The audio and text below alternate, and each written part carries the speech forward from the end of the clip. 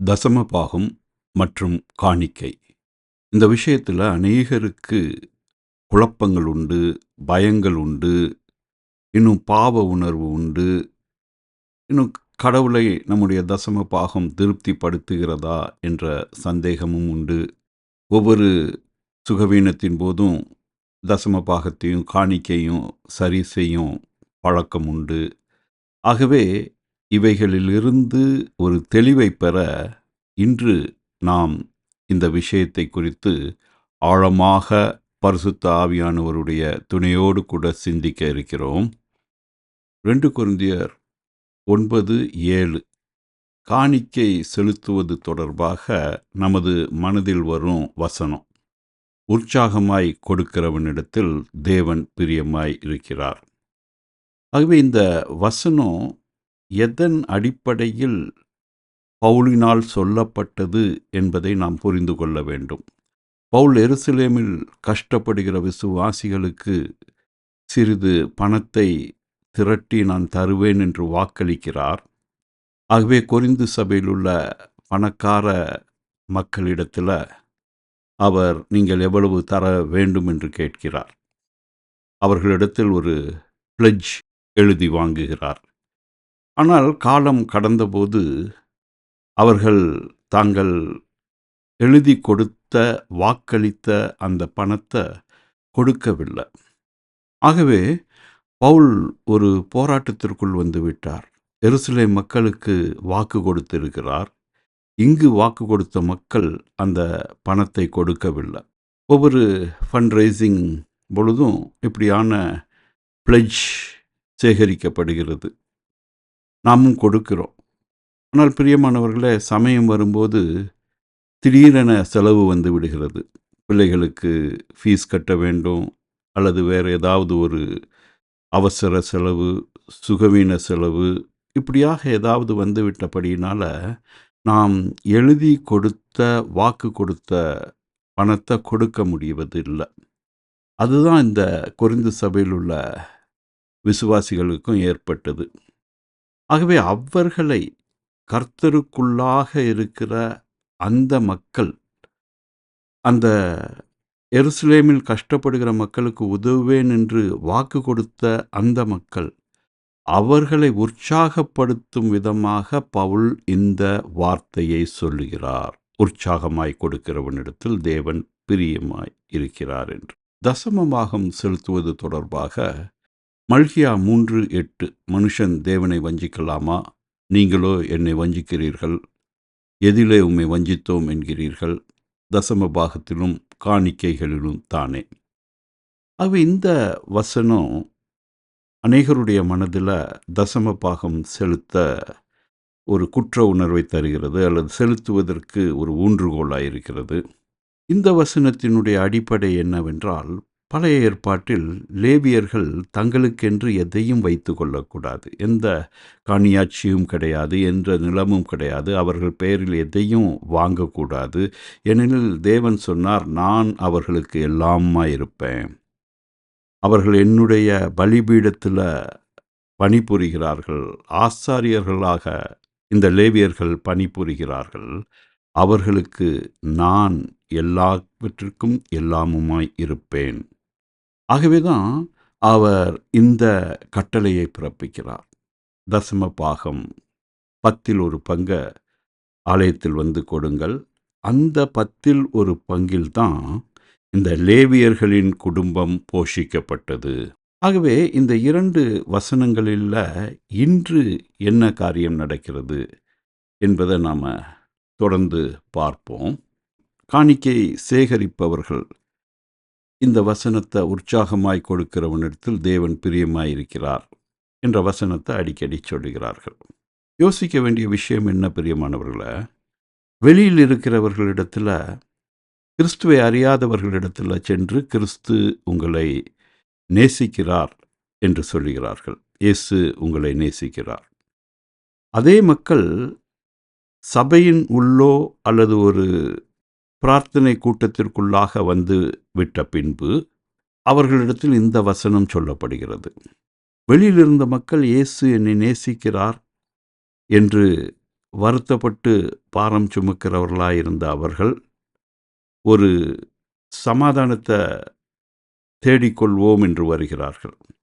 ஆனால் இங்கு வந்த பின்பு இந்த மாதிரியான வசனம் அவர்கள் மனதில் குழப்பத்தை உண்டாக்குகிறது. ஏனெனில் அவர்கள் நெருக்கப்பட்டு, ஒடுக்கப்பட்டு, வருத்தப்பட்டு, பாரம் சுமக்கிறவர்களாய் வருகிறார்கள். வசனம் சொல்லுகிறது, இயேசு கிறிஸ்து இளைப்பாறுதல் தருவேன் என்று அழைத்திருக்கிறார் என்று. ஆனால் இந்த வசனம் அவர்கள் மனதை உடைத்து விடுகிறது. ஏனெனில் அவர்களுக்கு தருவதற்கு ஒன்றும் இல்லை. ஆனால் இங்கு வந்த பிறகு நாம் என்ன சொல்லுகிறோம்? உற்சாகமாய் கொடுத்தால் தேவன் பிரியமாயிருக்கிறார்.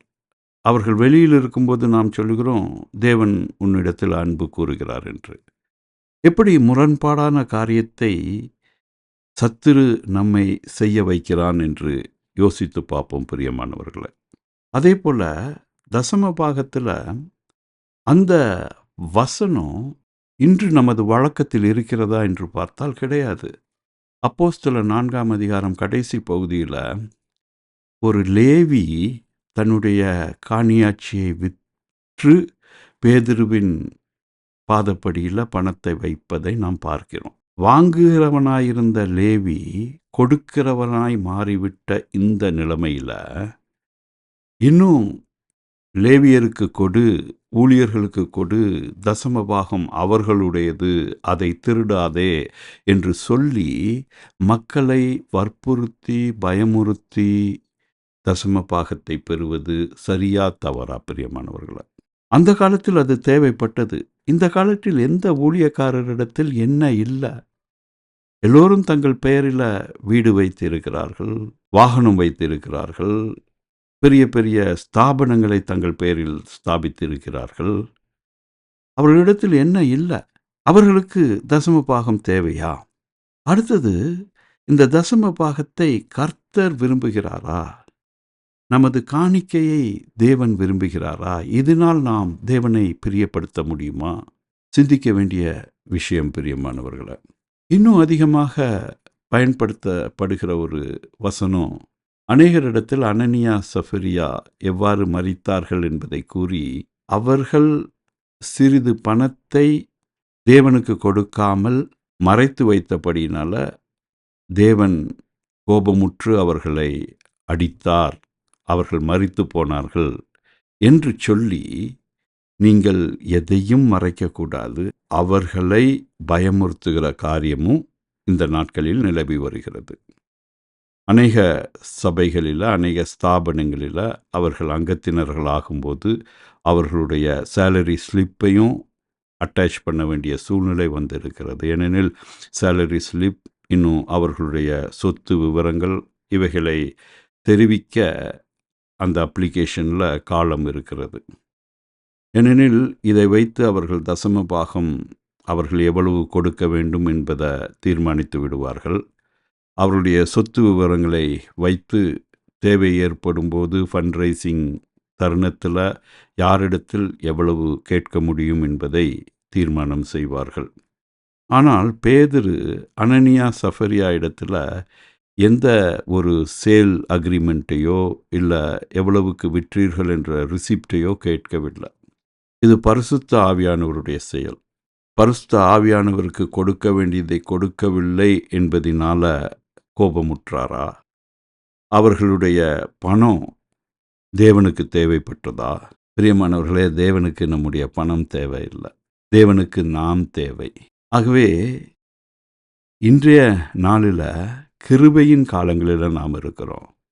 கிறிஸ்து நமக்காக மரித்து கிறிஸ்துவின் சொந்த இரத்தத்தினால விலைக்கிரயம் கொடுத்து தேவன் நம்மளை மீட்டு கொண்டார், மீண்டுமாக வாங்கி கொண்டார்.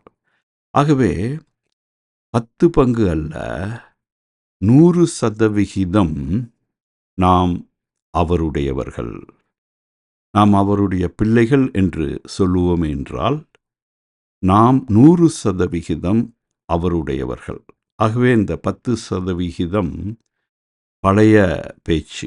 இந்த 10% குறித்தே நாம் கவலைப்படுகிறோம் என்றால் நாம் எங்கோ நிற்கிறோம்.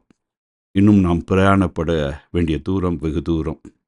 அடுத்ததாக பயன்படுத்தப்படும் வாக்கியம், போரடிக்கிற மாட்டை வாய் கட்டாயாக என்றும் வேலையால் தன் கூலிக்கு பாத்திரனாயிருக்கிறான் என்றும் வேத வாக்கியம் சொல்லுகிறது. பிரியமானவர்களே, இந்த மாடுகளுக்கு வாயை கட்டாமல் விட்டால் இவை எவைகளை சாப்பிடும்? அவைகள் வேலை செய்கிற அந்த நிலத்தில் உள்ள புல்லை சாப்பிடும், அங்குள்ள வைக்கோலை சாப்பிடும், அங்குள்ள தானியத்தை சாப்பிடும். அந்த மாடு இந்த தானியத்தை விற்று எனக்கு பணம் கொடு என்று சொல்லாது. ஆனால் இன்று ஊழியக்காரர்கள் என்ன சொல்லுகிறார்கள்? இந்த வசனத்தை நாங்கள் உங்களுக்கு கொடுக்கிறோம், நாங்கள் உங்களுக்காக தேவ அன்பினாலே ஏவப்பட்டு ஜெபிக்கிறோம், இவைகளுக்கு நீங்கள் மாறாக எங்களுக்கு பணம் தர வேண்டும் என்ற கோரிக்கையை அங்கு வைக்கிறார்கள். 1 கொரிந்தியர் 9:13, ஆசாரிய ஊழியம் செய்கிறவர்கள் தேவாலயத்திற்குரியவைகளில் புசிக்கிறார்கள் என்றும் பலிபீடத்தை அடுத்து பணி செய்கிறவர்களுக்கு பலிபீடத்தில் உள்ளவைகளில் பங்கு உண்டென்றும் அறியீர்களா? ஆகவே பலிபீடத்தில் வேலை செய்கிறவர்கள் பலிபீடத்தினால போஷிக்கப்படுகிறார்கள். எதை சார்ந்து இருக்கிறோமோ அதுக்கு நாம் உடையவர்களாக இருக்கிறோம். சாத்தானை சார்ந்திருந்தால் நாம் சாத்தானை உடையவர்களாக இருக்கிறோம். தேவனை சார்ந்திருந்தால் நாம் தேவனை உடையவர்களாக இருக்கிறோம். தேவனுக்குரிய பலிபீடத்தை சார்ந்திருந்தால் நாம் தேவனுடைய பலிபீடத்தை சார்ந்து இருக்கிறோம். சாத்தானுடைய வேசித்தனத்திற்கும் மற்ற காரியத்திற்கும் நாம் உடையவர்களாக இருந்தால் நாம் சாத்தானுடைய உடலாக இருக்கிறோம். நாம் தேவனுடைய உடல், தேவனுடைய சபையில் அங்கத்தினர்கள், தேவன் நமக்கு தலையாக இருக்கிறார். ஆகவே இந்த பட்டாம்பூச்சி தேனை அருந்துகிறது. தேனை அருந்தி அங்குள்ள போலனை எடுத்து மற்றொரு மலருக்கு கொண்டு செல்கிறது. அந்த மலரும் பூத்து குலுங்கி காயாய் மாறி நமக்கு பழத்தை தருகிறது. ஆகவே இந்த பட்டாம்பூச்சி எனக்கு தேன் வேண்டாம், இந்த தேனை விற்று பணத்தை கொடு என்று சொல்லவில்லை. ஆனால் ஊழியக்காரர்கள் சொல்லுகிறார்கள், அந்தப்படியே சுவிசேஷத்தை அறிவிக்கிறவர்களுக்கு சுவிசேஷத்தினாலே பிழைப்பு உண்டாக வேண்டும் என்று கர்த்தரும் கட்டளையிட்டிருக்கிறார். இதுதான் அநேகர் கோரிக்கையை முன்வைக்க உதவுகிற வசனம். ஆனால் இந்த வசனத்தின் அர்த்தத்தை நாம் பார்ப்போம். சுவிசேஷத்தை அறிவிக்கிறவர்களுக்கு சுவிசேஷத்தினால பிழைப்பு, தேவ அன்பை அறிவிக்கிறவர்கள் தேவ அன்பினாலே பிழைக்க வேண்டும். சத்திய வசனத்தை அறிவிக்கிறவர்கள் அந்த சத்திய வசனத்தினால பிழைக்க வேண்டும். இங்கு பணத்தை பற்றி எந்த காரியமும் சொல்லப்படவில்லை. அவர் உன்னை சிறுமைப்படுத்தி உன்னை பசியினால் வருத்தி, மனுஷன் அப்பத்தினால் மாத்திரமல்ல கர்த்தருடைய வாயிலிருந்து புறப்படுகிற ஒவ்வொரு வார்த்தையினாலும் பிழைப்பான் என்பதை உனக்கு உணர்த்தும் படிக்கு நீயும் உன் பிதாக்களும் அறியாதிருந்த மன்னாவினால் உன்னை போஷித்தார். உபாகமம் 8:3. ஆண்டவர் சொல்லுகிறார், அவர்களை பட்டினியாய் போட்டு நான் அவர்களை போஷிக்க முடியும் என்று நிரூபித்து காண்பித்தேன். என்னுடைய வார்த்தையினாலே அவர்கள் பிழைக்க வேண்டும் என்பதை நான் நிரூபித்து காண்பித்தேன் அவர்களுக்கு. ஆனால் இன்று ஒருவரும் அவருடைய வார்த்தையினால் பிழைப்பதற்கு பொறுமையாயிருப்பதில்லை. அவருடைய வார்த்தை நம்மை நடத்துவதற்கு இடம் தருவதில்லை. அதற்கு முன்பதாக எங்கேயாவது கடன் வாங்கி அல்லது எப்படியாக பணத்தை திரட்டி கடவுள் பெயரில் மக்களை மிரட்டி பணத்தை திரட்டி பணத்தேவையை சந்திக்கிறார்கள். பிரியமானவர்களே, ஒரு வியாதி என்று வரும்போது தேவனை விட பணம்தான் முக்கியமாக அங்கு தென்படுகிறது. ஒரு ஊழியத்தின் கடைசி தேவையான நாள் வரும்போது தேவனை விட பணம்தான் அங்கு தலை தூக்கி நிற்கிறது. அவை பிரியமானவர்களே, இங்கு என்ன சொல்லுகிறார் தேவன் என்றால், நீ என்னுடைய வார்த்தையினால போஷிக்கப்படுவாய். எப்படியாக லேவியரை நான் அன்று போஷித்தனோ அப்படியாக உன்னை இன்று என்னுடைய ஜீவ வார்த்தையினால மன்னாவினால நான் அப்பமாயிருக்கிறேன், ஜீவ அப்பமாயிருக்கிறேன். என்னை கொண்டு நான் உன்னை போஷிப்பேன். சோதிக்கப்பட்ட நேரத்தில் இயேசு கிறிஸ்துவின் இடத்திலும் சத்துரு இதையே தான் சொன்னோம். இயேசு கிறிஸ்து தன்னை பிழைப்பூட்டும் வார்த்தையினால உலகத்தை வென்று சாத்தானை ஜெயித்ததினால அவர் இந்த வசனத்தை அங்கு உபயோகப்படுத்தினார். பிரியமானவர்களே, நாம் இந்த வசனத்தை உபயோகப்படுத்துவதில்லை. நாம் என்ன செய்கிறோம்? நம்மை தேடி வருகிறவர்களுக்கு பண பிரச்சனையை எப்படியாக சந்திப்பது என்பதை கற்றுக் கொடுக்கிறோம். தேவனுடைய வசனத்தில் நின்று பண தேவையை சந்தியுங்கள் என்று கற்றுக் கொடுப்பதில்லை. அவை அவர்கள் கடன் வாங்கி கடன் பிரச்சனையில் மூழ்கி போய்விடுகிறார்கள். பிரியமானவர்களே, அவர்கள் கடன் பிரச்சனைகளில் மூழ்கும்போது அதற்காகவும் அவர்கள் ஜெபிக்கிறார்கள். ஜெபித்தோம் என்று கடன் தொல்லையில் இருக்கிறவர்களிடத்திலும் காணிக்கை கேட்பதில் அவர்கள் தயங்குவது கிடையாது. அநேகர் என்ன சொல்கிறார்கள்?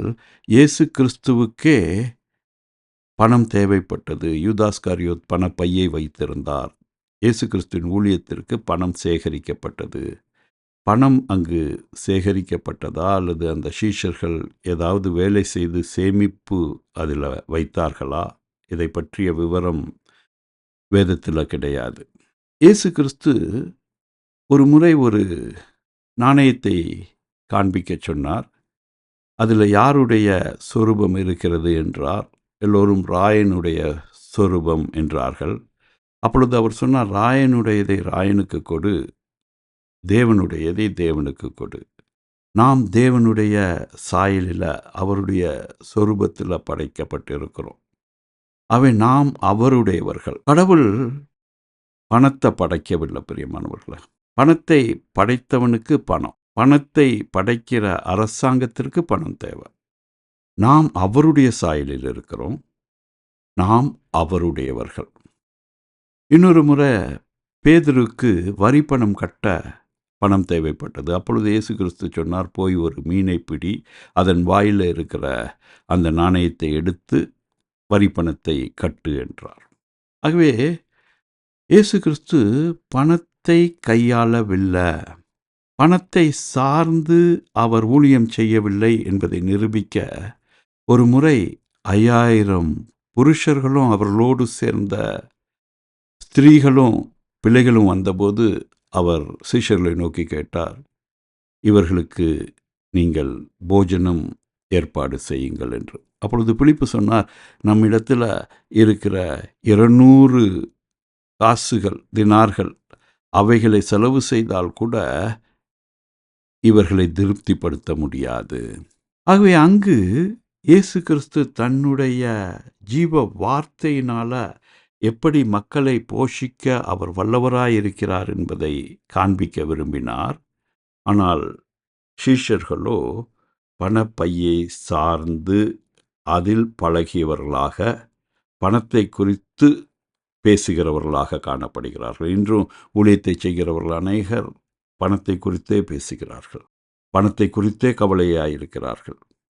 ஆகவே தேவன் அந்த இடத்துல தன்னுடைய வார்த்தையினால 2 மீனையும் 5 அப்பங்களையும் ஆசீர்வதித்து 5000 பேருக்கும் அவர்களோடு இருந்த அவருடைய மனைவிகளுக்கும் பிள்ளைகளுக்கும் போஷித்து மீதியாக 12 கூடைகளை நிறைத்தார். அவை அவர் இங்கு நிரூபித்து காண்பிக்கிறார். ஊழியத்திற்கு தேவனுடைய கிருபை தேவை, தேவனுடைய வல்லமை தேவை, தேவனுடைய வார்த்தை தேவை. பணம் தேவனால் நமக்கு தரப்பட வேண்டும். ஆகவே இந்த பணத்தின் மீது ஆசை கொண்ட யூதாஸ்காரியோத் ஒரு முறை விலை உயர்ந்த ஒரு தைலத்தை கொண்டு ஒரு பாவியான ஸ்திரீ மனம் திரும்பி பாவ மன்னிப்பின் சந்தோஷத்தை அறிவிக்கும்படி இயேசு கிறிஸ்துவனுடைய காலில் அவைகளை ஊற்றி துடைத்து கொண்டு இருக்கிறான். அப்பொழுது யூதாஸ்காரியாத் சொல்கிறான், இந்த விலை மதிப்புள்ள தைலத்தை விற்று நாம் ஏழைகளுக்கு கொடுத்திருக்கலாமே என்று. ஆகவே இங்கு வேதத்தில் அவனை பற்ற குறிப்பு என்ன சொல்கிறது? அவன் தரித்திரத்தை குறித்து கவலைப்பட்டு இப்படி சொல்லாமல், அவன் திருடனானபடியினாலும் பணப்பையை வைத்து கொண்டு அதில் போடப்பட்டவைகளை சுமக்கிறவனானபடியினாலும் இப்படி சொன்னான். ஆகவே அவன் பணத்தை சார்ந்து பழகிட்டான். ஆகவே தான் அந்த 30 வெள்ளிக்காசுகளுக்காக இயேசு கிறிஸ்துவையே காட்டி கொடுத்தான்.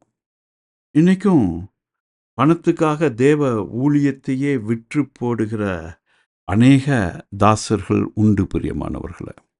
ஆகவே நாம் இதில் மிகவும் கவனமாக இருக்க வேண்டும். பவுல் சொல்லுகிறார், இப்படிப்பட்டவைகளை நான் எழுதி எனக்கும் நீங்கள் பணம் கொடுங்கள் என்று சேகரிக்க நான் விரும்பவில்லை. ஆனால் இன்று முழு உலகமும் இவைகளை காண்பித்து பணத்தை சேகரித்து வருகிறது. ஆனால் பவுல் இங்கே என்ன சொல்லுகிறார்? இந்த வசனத்தை யாரும் மக்களுக்கு வாசித்து காண்பிப்பது இல்லை. மக்களும் இந்த வசனங்களை தானாக வாசிப்பது இல்லை.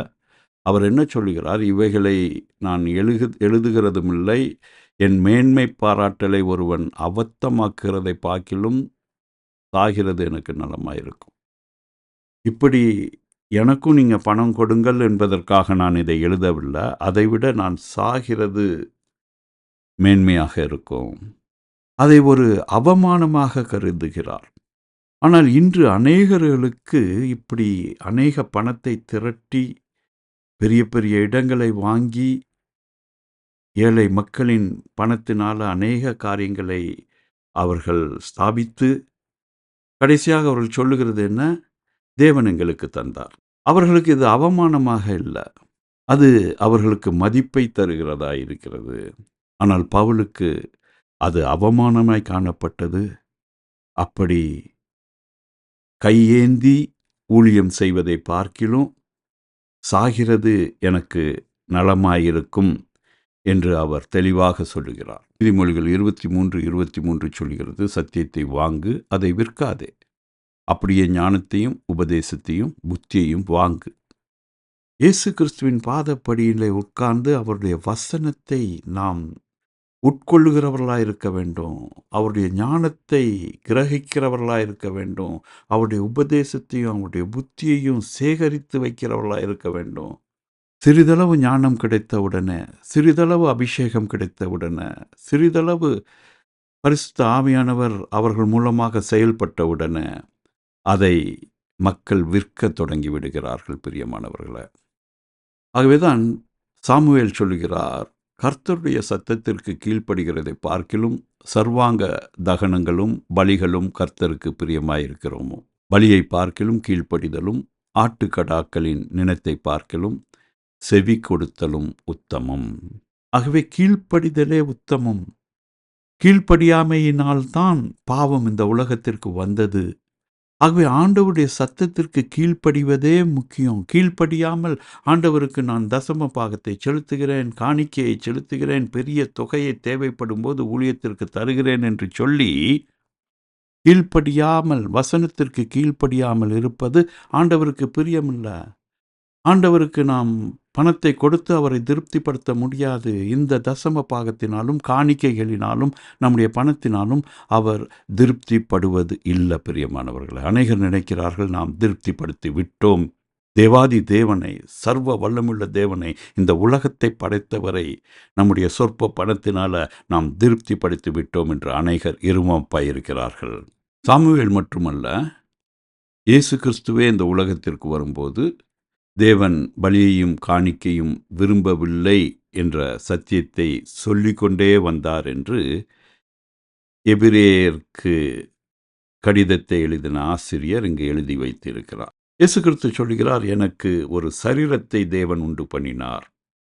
ஆதியிலே வார்த்தை இருந்தது, அந்த வார்த்தை தேவனோடு இருந்தது, அந்த வார்த்தை தேவனாயிருந்தது. அந்த வார்த்தை மாம்சமாகி நம்முடைய மத்தியில வாசம் பண்ணினது.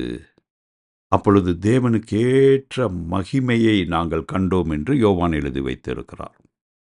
அந்த சரீரத்தை நமக்காக, நம்முடைய பாவங்களை சுமப்பதற்காக இயேசு கிறிஸ்துவுக்கு, வார்த்தையாகிய இயேசு கிறிஸ்துவுக்கு தேவன் தந்தார். ஆகவே அந்த சரீரம் நமக்காக பலியாக்கப்பட்டது. நம்முடைய பாவங்களுக்காக அது மரணத்தை சந்தித்தது. ஆனால் அந்த சரீரம் மரணத்தை மேற்கொண்டு 3ஆம் நாள் உயிர்த்தெழுந்து இன்று பரிசுத்த ஆவியாக நம்முடைய இருதயத்தில் வாசம் செய்கிறது. நம்முடைய இருதயத்தில் வாசம் செய்கிற அந்த பரிசுத்த ஆவியானவர் இப்படிப்பட்ட பொய்யான எல்லா காரியங்களையும் விட பெரியவர். ஆகவே பணத்தை கொடுத்து தேவனை திருப்திப்படுத்தி விடலாம் என்ற எண்ணத்தையோ அல்லது பணத்தினால்தான் ஊழியம் செய்ய முடியும் என்ற கருத்தையோ நாம் மனதில் வைக்காதபடி, நமக்காக தன்னுடைய குமாரனினுடைய ஜீவனையே பலியாக தந்த நம்முடைய பிதாவாகிய தேவனுக்கு நம்மை முழுமையாக அர்ப்பணிக்க கடவோம். அப்படி இருக்க சகோதரரே, நீங்கள் உங்கள் சரீரங்களை பரிசுத்தமும் தேவனுக்கு பிரியமான ஜீவ பலியாக ஒப்புக்கொடுக்க வேண்டுமென்று தேவனுடைய இரக்கங்களை முன்னிட்டு உங்களை வேண்டிக் கொள்கிறேன். இதுவே நீங்கள் செய்யத்தக்க புத்தியுள்ள ஆராதனை. தேவன் தாமே இந்த வார்த்தைகளை ஆசீர்வதிப்பாராக. நாம் பயந்து தசமபாகம் செலுத்த வேண்டியதில்லை, நாம் பயந்து காணிக்கை செலுத்த வேண்டியதில்லை. நம்முடையவைகள் தேவனுடையவைகள், தேவனுடையவைகள் நம்முடையவைகள். இயேசு கிறிஸ்துவினுடைய பிதா நம்முடைய பிதா. ஆகவே நாம் இதனால் செலுத்தி கொண்டிருக்கிற தசம பாகத்தை நிறுத்த வேண்டிய அவசியமில்லை, காணிக்கைகளை செலுத்தாமல் இருக்க வேண்டிய அவசியமில்லை. ஆனால் முழு மனதோடு கூட பயமில்லாமல் நாம் தேவனுடைய ஊழியத்தை தாங்குவோம். ஆனால் நாம் தேவனுக்கு எதையும் கொடுக்கவில்லை. நாம் கொடுக்காமல் இருந்தாலும் தேவனுடைய ஊழியம் நிலைத்து நிற்கும். அது காலம் காலமாக அது சென்று கொண்டே இருக்கும், வாழ்ந்து கொண்டே இருக்கும் தேவனுடைய ஊழியம். ஆகவே நம்முடைய பணத்தினால்தான் என்ற எண்ணத்தை நாம் ஒதுக்கி வைத்துவிட்டு முழு மனதோடு கூட ஜீவ பலியாக நம்மை தேவனுக்கு அர்ப்பணிப்போமாக. ஆமேன்.